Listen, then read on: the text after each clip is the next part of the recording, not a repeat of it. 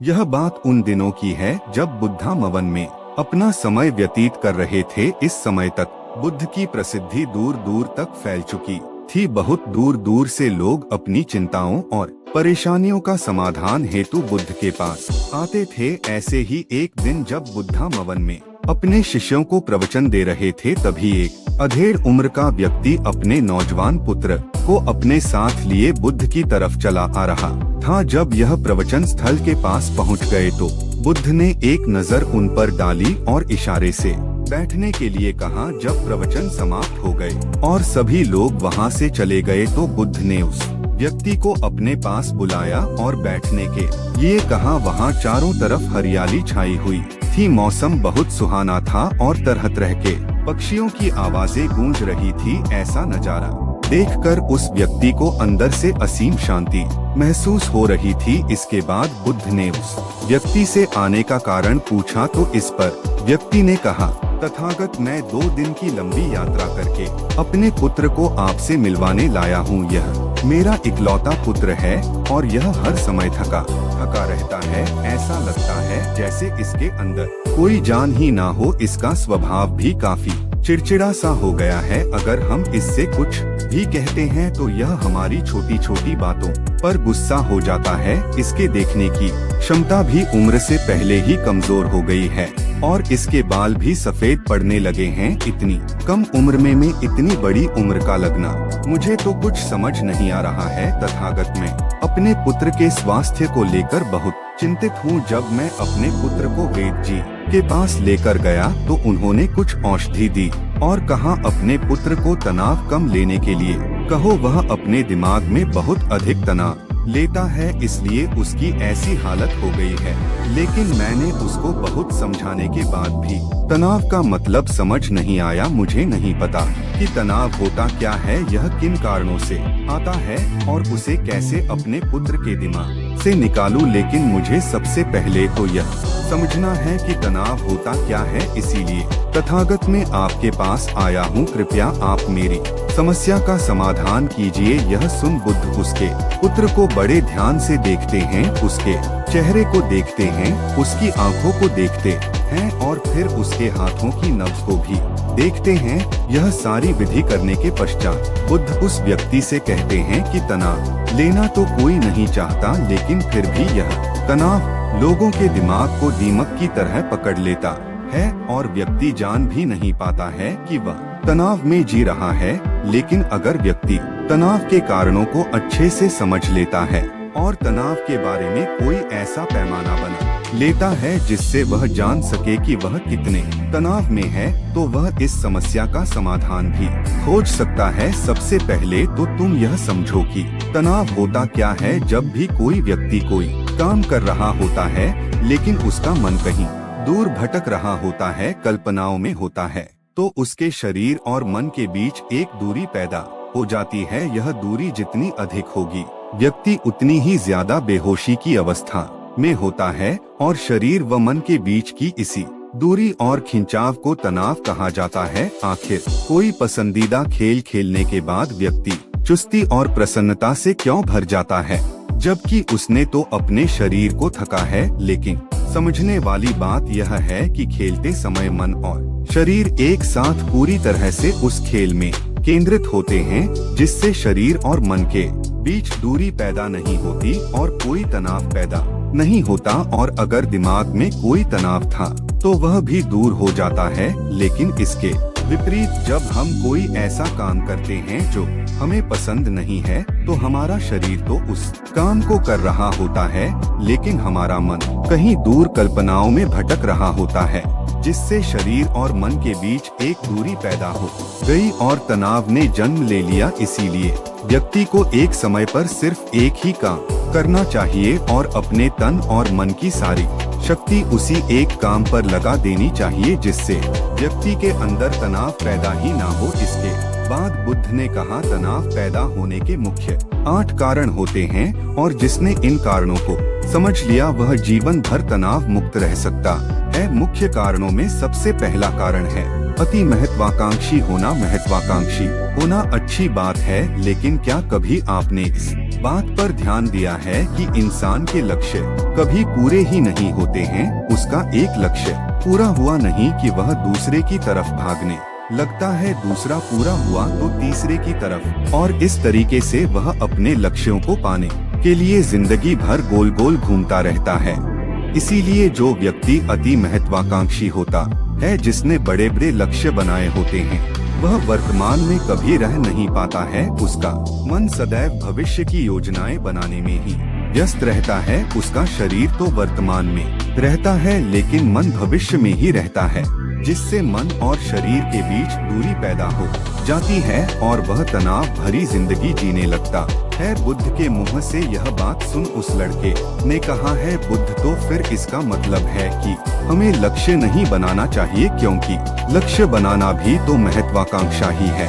इस पर बुद्ध ने कहा, जीवन में लक्ष्य बनाना कोई गलत बात नहीं है, लेकिन समस्या तब उत्पन्न होती है जब वह अपना पूरा ध्यान उस लक्ष्य से मिलने वाले परिणाम पर ही लगा देते हैं और उसके परिणाम की चिंता कर रहते हैं। व्यक्ति को वर्तमान में जीना आना चाहिए। आप लक्ष्य बनाइए और उस लक्ष्य की प्राप्ति के लिए कड़ी मेहनत करिए, लेकिन साथ ही साथ आपको इस बात का भी ज्ञान होना चाहिए कि आप अभी वर्तमान में जी रहे हैं और वर्तमान ही सत्य है। बुद्ध ने आगे कहा, तनाव का दूसरा सबसे बड़ा कारण है ईर्ष्या करना है। जब व्यक्ति ईर्ष्या और जलन से भर जाता है तो उसका मन अंदर से सड़ने लगता है।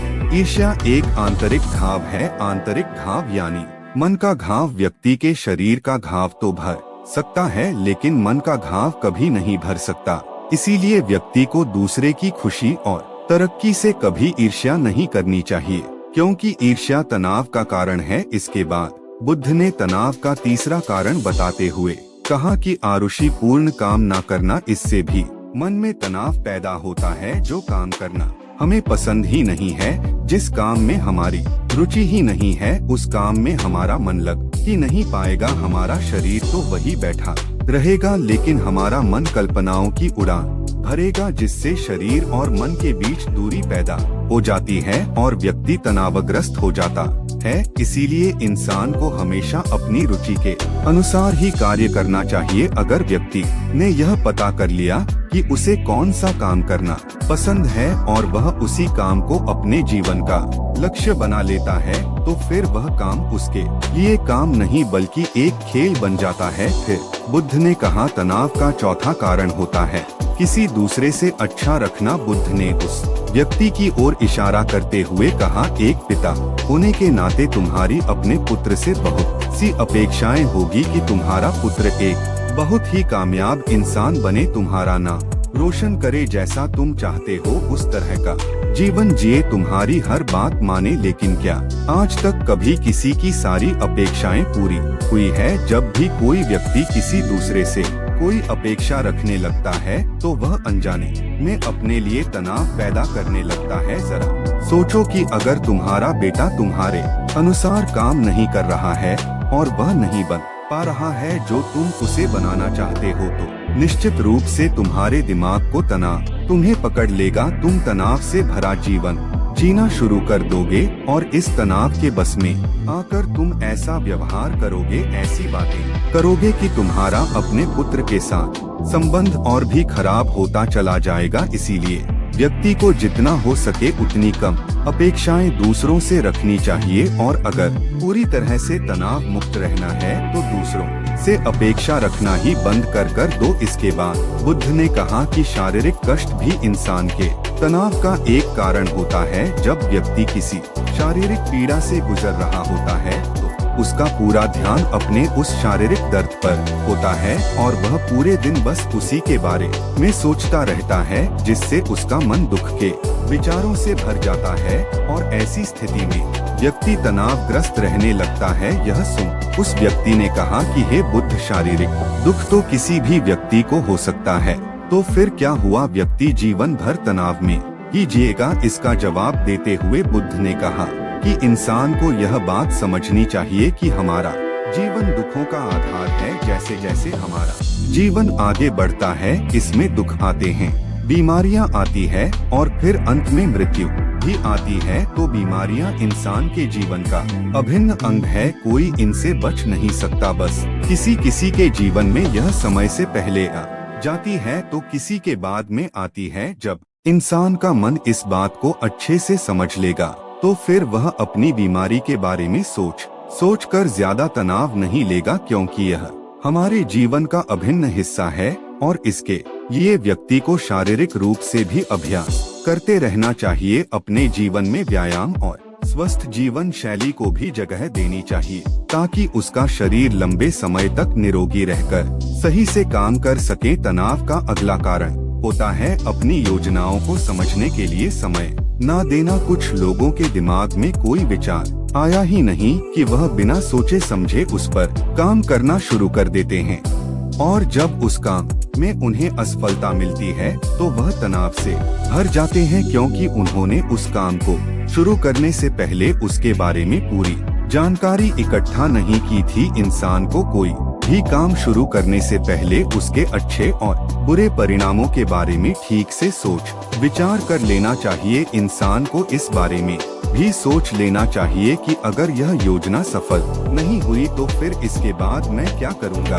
इसलिए व्यक्ति को अपनी योजनाओं को ठीक से समझने के लिए पूरा समय देना चाहिए ताकि बाद में उस योजना की वजह से तनाव पैदा न हो। तनाव का 7वां सबसे बड़ा कारण है टाल मटोल करना, आज के काम को कल पर टालना। आप लोगों ने यह कहावत तो सुनी होगी कि आलस्य इंसान के शरीर का सबसे बड़ा शत्रु है।